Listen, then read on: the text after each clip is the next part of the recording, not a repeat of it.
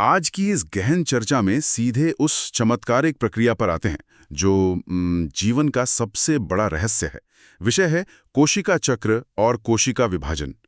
जब भी प्रकृति की जटिलताओं को गहराई से देखा जाता है तो ये सवाल दिमाग में आना बहुत स्वाभाविक है कि कैसे एक अकेली नन्ही सी कोशिका, जिसे बिना माइक्रोस्कोप के देखा भी नहीं जा सकता, वो विभाजित होकर लाखों करोड़ों कोशिकाओं वाले एक विशाल जीव का निर्माण कर देती है। बिल्कुल, ये सच में एक चमत्कार जैसा है। हाँ, और वृद्धि और प्रजनन हर सजीव की मूलभूत विशेषताएं हैं, ये तो स्पष्ट है। लेकिन पर्दे के पीछे की असली इंजीनियरिंग क्या है? कैसे एक पैतृक कोशिका अपना सारा सामान, मतलब अपना डीएनए, बिल्कुल सटीक तरीके से बांटकर नई संतति कोशिकाओं की एक पूरी जनसंख्या खड़ी कर देती है? आज की इस चर्चा का मुख्य उद्देश्य इसी पूरी मशीनरी को डिकोड करना है।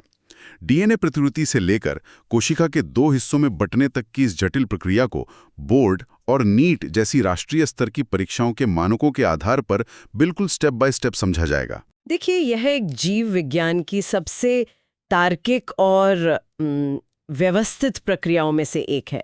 अगर इसे स्टेप बाय स्टेप समझा जाए तो ये किसी अत्यधिक उन्नत फैक्ट्री के प्रोडक्शन लाइन से कम नहीं लगती।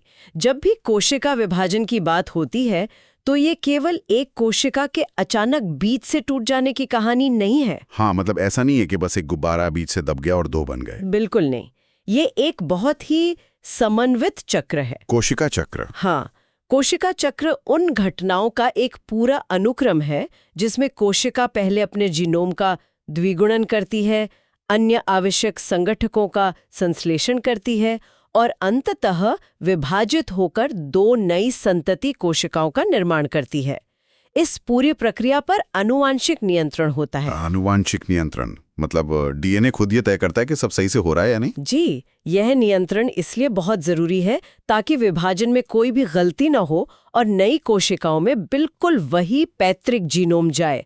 एक छोटी सी गलती और परिणाम बहुत भयंकर हो सकते हैं, जैसे कि म्यूटेशन या कैंसर। यह जानना बहुत ही उत्सुकता से भरा है कि हर जीव में इस कोशिका चक्र का समय बिल्कुल अलग अलग होता है। स्रोत सामग्री में एक बहुत ही हैरान करने वाला तथ्य दिया गया है। जहां मनुष्य की एक विशिष्ट कोशिका को विभाजित होने में औसतन 24 घंटे का समय लगता है, वहीं यीस्ट की कोशिका मात्र 90 मिनट में ये पूरा चक्र पूरा कर लेती है।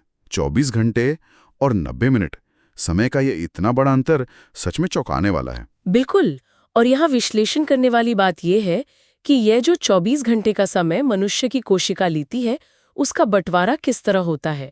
यह एक बहुत बड़ी गलतफहमी है कि कोशिका हर समय बस विभाजित ही हो रही है।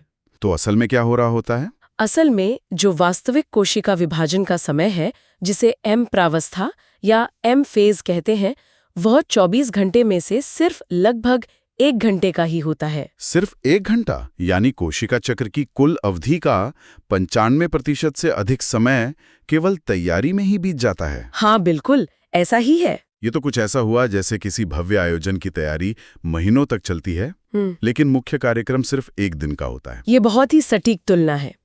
इसी तैयारी के लंबे चरण को अंतरावस्था या इंटरफेस कहा जाता है। अब परीक्षा के दृष्टिकोण से और इस पूरी मशीनरी को समझने के लिए मैं इसे स्पष्ट करती हूँ। इस अंतरावस्था को 3 स्पष्ट चरणों में बांटा गया है। पहला चरण है G1 फेज या गैप 1 प्रावस्था। G1 फेज, इसमें कोशिका क्या करती है? इस अवस्था में कोशिका चयापचय रूप से यानी मेटाबॉलिकली पूरी तरह सक्रिय होती है। वह लगातार वृद्धि करती है, आकार बढ़ाती है, लेकिन यहाँ एक बात का ध्यान रखना है, यहाँ डीएनए की प्रतिकृति नहीं होती है। मतलब ये कोशिका के लिए अपना बुनियादी आकार बढ़ाने और आवश्यक कच्चा माल इकट्ठा करने का समय है। इसके बाद जो अवस्था आती है वह शायद इस पूरे चक्र की सबसे महत्वपूर्ण कड़ी है। जी हाँ, जीवन के बाद आती है एस फेज या संश्लेषण अवस्था। नीट और बोर्ड जैसी प्रतियोगी परीक्षाओं के नजरिए से ये अत्यंत महत्वपूर्ण बिंदु है, क्योंकि सबसे ज्यादा तकनीकी सवाल यहीं से बनते हैं। तो एस फेज में ऐसा क्या खास होता है? एस फेज में असल में डीएनए का निर्माण और उसकी प्रतिकृति होती है। यहाँ एक बहुत ही बारीक बात समझनी है। इस दौरान डीएनए की मात्रा तो दोगुनी हो जाती है, अर्थात अगर प्रारंभिक मात्रा 2C थी तो वो बढ़कर 4C हो जाती है। लेकिन गुणसूत्रों यानी क्रोमोसोम्स की संख्या में कोई वृद्धि नहीं होती है। रुकिए, ये थोड़ा उलझाने वाला लग सकता है। अगर डीएनए दोगुना हो रहा है तो गुणसूत्रों की संख्या दोगुनी क्यों नहीं हो रही? हाँ, ये कंफ्यूजन अक्सर होता है। अगर जीवन अवस्था में गुणसूत्रों की संख्या 2n थी, तो एस फेज के बाद भी वो 2n ही रहेगी। इसे एक बहुत ही सरल उदाहरण से समझा जा सकता है। मान लीजिए आपके पास एक किताब का एक अध्याय है। वो अध्याय एक गुणसूत्र है। ठीक है, एक अध्याय मतलब एक गुणसूत्र। अब आपने उस अध्याय की एक फोटोकॉपी कर ली और दोनों को एक साथ स्टेपल कर दिया। आपके पास सामग्री या पन्ने यानी डीएनए तो दुगने हो गए, लेकिन अध्याय अभी भी एक ही गिना जाएगा क्योंकि वे एक ही स्टेपलर पिन से जुड़े हुए हैं। हो, ये बहुत ही शानदार उदाहरण है। कोशिका में ये स्टेपलर पिन गुणसूत्र बिंदु या सेंट्रोमियर होता है। जब तक वे एक ही सेंट्रोमियर से जुड़े हैं, वे एक ही गुणसूत्र कहलाएंगे, भले ही उनमें डीएनए की मात्रा दुगनी हो गई हो। ये उदाहरण एकदम स्पष्ट कर देता है कि 2C से 4C तो होता है, लेकिन 2N हमेशा 2N ही रहता है। क्या इस एस फेज में कुछ और भी महत्वपूर्ण होता है? बिल्कुल। प्राणी कोशिकाओं में एक और बहुत ही महत्वपूर्ण घटना इसी समय होती है। केंद्रक के अंदर तो डीएनए प्रतिकृति कर रहा होता है, लेकिन बाहर कोशिका द्रव्य में तारक केंद्र यानी सेंट्रियोल का प्रतिकृतिकरण शुरू हो जाता है। सेंट्रियोल, ये वही है ना जो बाद में धागे जैसी संरचनाएं बनाता है? तैयारी की अंतिम अवस्था आती है G2 फेज। यहाँ वास्तविक समसूत्री विभाजन के लिए आवश्यक विशेष प्रोटीन का निर्माण होता है और कोशिका की वृद्धि जारी रहती है। अब यहाँ एक स्वाभाविक सा सवाल उठता है। क्या ये चक्र शरीर की हर कोशिका में जीवन भर बिना रुके यूं ही चलता रहता है, या कभी ये चक्र रुकता भी है? ये एक बहुत ही प्रासंगिक विचार है। प्रौढ़ प्राणियों में कुछ कोशिकाएं ऐसी होती हैं जो आगे विभाजित होने से इनकार कर देती हैं। हृदय कोशिकाओं या हार्ट सेल्स का उदाहरण सबसे सटीक है। मतलब दिल की कोशिकाएं विभाजन रोक देती हैं? हाँ, ये कोशिकाएं जीवन फेज से निकलकर एक निष्क्रिय अवस्था में चली जाती हैं, जिसे कोशिका चक्र की शांत अवस्था या क्वीसेंट स्टेज यानी G0 फेज कहा जाता है। तो क्या ये कोशिकाएं काम करना बंद कर देती हैं? इसे अगर सामान्य जीवन से जोड़ा जाए तो क्या ये उस आलसी कर्मचारी की तरह है जो अपना काम तो करता है, लेकिन कोई अतिरिक्त जिम्मेदारी नहीं लेना चाहता? इसे ऐसे ही समझा जा सकता है। ध्यान रखने वाली बात यह है कि G0 अवस्था की कोशिकाएं मृत नहीं होती। वे चयापचय रूप से पूरी तरह सक्रिय रहती हैं और अपना निर्धारित काम करती हैं। बस वे विभाजित नहीं होती। बिल्कुल, वे तब तक विभाजित नहीं होती जब तक कि जीव को उसकी अत्यधिक आवश्यकता न हो, जैसे कि किसी मृत या क्षतिग्रस्त कोशिका को बदलने के लिए कोई आपातकालीन स्थिति आ जाए। ठीक है, तो आइए इसे विस्तार से समझते हैं। अब ये स्पष्ट है कि जो कोशिकाएं विभाजित होने का फैसला करती हैं, उनकी तैयारी पूरी हो चुकी है। डीएनए दोगुना हो गया है, प्रोटीन बन गए हैं, कोशिका अब काफी भारी हो चुकी है। अब ये असल विभाजन कैसे होता है? ये सारा भारी भरकम सामान दो हिस्सों में कैसे खिंचता है? इसे समविभाजन या इक्वेशनल डिवीजन भी कहा जाता है ना? हाँ, एकदम सही। जब तैयारी पूरी हो जाती है, तब एम प्रावस्था यानी समसूत्री विभाजन शुरू होता है। चूंकि इसमें जनक और संतति कोशिका में गुणसूत्रों की संख्या बिल्कुल बराबर होती है, इसलिए इसे समविभाजन कहते हैं। तो इसके चरण क्या है? इस पूरी प्रक्रिया को समझने के लिए केंद्रक विभाजन, जिसे कैरियोकाइनेसिस कहते हैं, उसे 4 मुख्य अवस्थाओं में बांटा गया है। पहली है पूर्वावस्था या प्रोफेज। ये S और G2 अवस्था के ठीक बाद आती है। इसमें सबसे प्रमुख घटना ये होती है कि जो डीएनए अब तक एक उलझे हुए धागे के गुच्छे की तरह था, जैसे ऊन का कोई उलझा हुआ गोला हो, बिल्कुल, वो ऊन का गोला संघनित होकर स्पष्ट और ठोस गुणसूत्रों का रूप लेने लगता है। यानी उलझे हुए इनके गोलों को सुलझाकर व्यवस्थित किया जा रहा है ताकि उन्हें बांटना आसान हो। सही कहा। और साथ ही जो तारक केंद्र S फेज में द्विगुणित हुए थे, वे कोशिका के विपरीत ध्रुवों की ओर जाने लगते हैं। प्रोफेज के अंत तक कोशिका के अंदर की पूरी व्यवस्था बदल जाती है।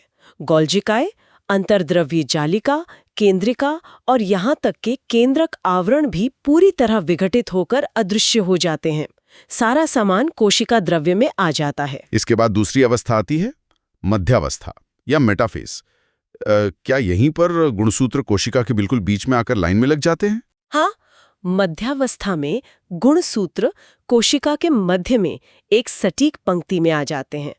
जिस तल पर ये पंक्तिबद्ध होते हैं उसे मध्यावस्था पट्टिका या मेटाफेज प्लेट कहते हैं। Metaphase plate. और यहाँ पर एक अत्यंत महत्वपूर्ण कीवर्ड आता है जिसे बार बार परीक्षाओं में पूछा जाता है, काइनेटोकोर। काइनेटोकोर। जी, गुणसूत्र बिंदु की सतह पर मौजूद ये एक डिस्क या बिंब के आकार की संरचना होती है। अगर इसे आसान भाषा में समझना हो तो क्या ये काइनेटोकोर किसी भारी सूटकेस के हैंडल की तरह है? हाँ, ये बिल्कुल सूटकेस के हैंडल की तरह ही काम करता है। कोशिका के दोनों विपरीत ध्रुवों से धागे जैसी संरचनाएं निकलती हैं जिन्हें तरकु तंतु या स्पिंडल फाइबर्स कहते हैं। अच्छा, तो ये रस्सियों की तरह काम करते हैं? बिल्कुल, ये स्पिंडल फाइबर्स रस्सियों की तरह आते हैं और सीधे इन्हीं काइनेटोकोर रूपी हैंडल से जुड़ जाते हैं। और हाँ, यहाँ एक बात जो हमेशा याद रखनी चाहिए, अगर किसी को गुणसूत्रों की आकृति या आकार का अध्ययन करना है तो ये मध्यावस्था सबसे बेहतरीन समय होता है। क्योंकि यहाँ गुणसूत्र सबसे अधिक मोटे और स्पष्ट दिखाई देते हैं। एकदम सही। तो रस्सियां बन चुकी हैं, सूटकेस बीच में आ चुके हैं, अब उनका बंटवारा कैसे होगा? यहीं से तीसरी और सबसे गतिशील अवस्था, पश्चावस्था या एनाफेज शुरू होती है। इस अवस्था में वो स्टेपलर पिन यानी गुणसूत्र बिंदु अचानक टूटता है। वही पिन जो दोनों फोटोकॉपीज को जोड़े हुए था? हाँ, जो गुणसूत्र अब तक एक साथ थे वे अर्ध गुणसूत्रों या क्रोमैटिड्स में बदल जाते हैं। स्पिंडल फाइबर्स सिकुड़ने लगते हैं और इन क्रोमैटिड्स को विपरीत ध्रुवों की ओर खींचने लगते हैं। तो वे खींचकर अलग हो जाते हैं? जी, इस खिंचाव के दौरान गुणसूत्र बिंदु ध्रुवों की तरफ होते हैं और उनकी भुजाएं पीछे की तरफ लटकती हुई दिखाई देती हैं। जैसे किसी को रस्सी से खींचा जा रहा हो और उसके हाथ पैर पीछे की तरफ छूट रहे हों। बिल्कुल ऐसा ही दृश्य होता है। इसके बाद अंतिम अवस्था आती है, अंत्यावस्था या टीलोफेज। इसे प्रोफेज का बिल्कुल उल्टा या रिवर्स गियर समझा जा सकता है। रिवर्स गियर मतलब सब कुछ वापस पहले जैसा होने लगता है। हाँ, जो गुणसूत्र ध्रुवों पर पहुंच चुके हैं वे वापस असंघनित होकर खुलने लगते हैं और अपनी ठोस पहचान खो देते हैं। उनके चारों ओर नया केंद्रक आवरण फिर से बन जाता है और जो अंगक प्रोफेज में गायब हो गए थे, जैसे केंद्रिका, गोल्जिकाय तथा अंतर्द्रवी जालिका, वे फिर से प्रकट हो जाते हैं। यहाँ आकर कैरियोकाइनेसिस यानी केंद्रक का विभाजन पूरा हो जाता है। यह बात सच में बहुत दिलचस्प हो जाती है। केंद्रक तो दो बन गए, लेकिन वे अभी भी एक ही कमरे यानी एक ही कोशिका के अंदर है। अब इस पूरे कमरे या कोशिका द्रव्य का विभाजन कैसे होता है? और यह भी देखा गया है कि प्राणी और पादप कोशिकाओं के विभाजन में काफी अंतर होता है। ये एक बहुत ही महत्वपूर्ण अंतर है। केंद्रक विभाजन के बाद कोशिका द्रव्य का विभाजन होता है जिसे साइटोकाइनेसिस कहते हैं। प्राणी कोशिका में ये कैसे होता है? प्राणी कोशिका में ये थोड़ा आसान होता है। कोशिका झिल्ली लचीली होती है तो बाहर की परिधि से केंद्र की ओर एक खांच या फरो बनने लगती है। ये खांच धीरे धीरे गहरी होती है, जैसे किसी गुब्बारे के बीच में धागा बांधकर उसे कसा जा रहा हो, और अंततः कोशिका दो हिस्सों में बंट जाती है। लेकिन पादप कोशिकाओं के बाहर तो एक कठोर कोशिका भित्ति होती है, उसे धागे की तरह कसा नहीं जा सकता। वहां क्या होता है? पादप कोशिका में यही कठोरता तरीका बदल देती है। वहां विभाजन बाहर से अंदर की ओर नहीं, बल्कि केंद्र से शुरू होकर बाहर की ओर जाता है। केंद्र से बाहर की ओर? जी, कोशिका के बिल्कुल बीच में एक कोशिका पट्टिका या सेल प्लेट का निर्माण शुरू होता है, जैसे कमरे के बीचों बीच ईंटों की एक नई दीवार खड़ी की जा रही हो। ये कोशिका पट्टिका असल में दो निकटवर्ती कोशिकाओं के बीच की मध्य पट्टिका या मिडिल लैमेला को दर्शाती है। क्या कभी प्रकृति में ऐसी भी कोई गड़बड़ी होती है जहां दीवार बने ही ना? मतलब केंद्रक तो विभाजित हो जाए लेकिन कोशिका द्रव्य का विभाजन ना हो? ये कोई गड़बड़ी नहीं, बल्कि प्रकृति की बहुत ही खास व्यवस्था है जिसे समझना बहुत जरूरी है। अच्छा।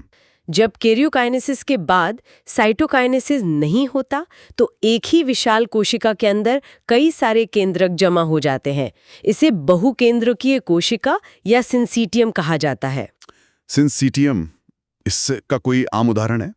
इसका सबसे बेहतरीन और प्रसिद्ध उदाहरण है नारियल का पानी, या जिसे वैज्ञानिक भाषा में नारियल का तरल भ्रूणपोष या लिक्विड एंडोस्पर्म कहते हैं। वो पूरा तरल असल में हजारों तैरते हुए स्वतंत्र केंद्रकों से भरा होता है, जिनके चारों ओर कोई कोशिका झिल्ली नहीं बनी होती। अरे, ये तो सच में हैरान करने वाला तथ्य है। तो इस पूरी समसूत्री विभाजन की प्रक्रिया का अंतिम महत्व क्या है? ये हमारे शरीर के लिए क्या काम करती है? इसके महत्व को मुख्य रूप से 3 बिंदुओं में समझा जा सकता है। पहला, बहुकोशिकीय जीवों की जो पूरी शारीरिक वृद्धि होती है वो इसी समसूत्री विभाजन का परिणाम है। और दूसरा? दूसरा सबसे बड़ा कारण है न्यूक्लियोसाइटोप्लाज्मिक रेशियो को बनाए रखना। ये क्या होता है? देखिए, जब कोशिका वृद्धि करती है तो उसका कोशिका द्रव्य बहुत बढ़ जाता है, जबकि केंद्रक उतना ही रहता है। ये ऐसा है जैसे किसी एक मैनेजर के नीचे बहुत बड़ी फैक्ट्री आ जाए जिसे वो संभाल ना पाए। विभाजन इस अनुपात को वापस संतुलित कर देता है। समझ गया। मैनेजर और फैक्ट्री का संतुलन। और तीसरा काम? तीसरा सबसे बड़ा काम है मरम्मत।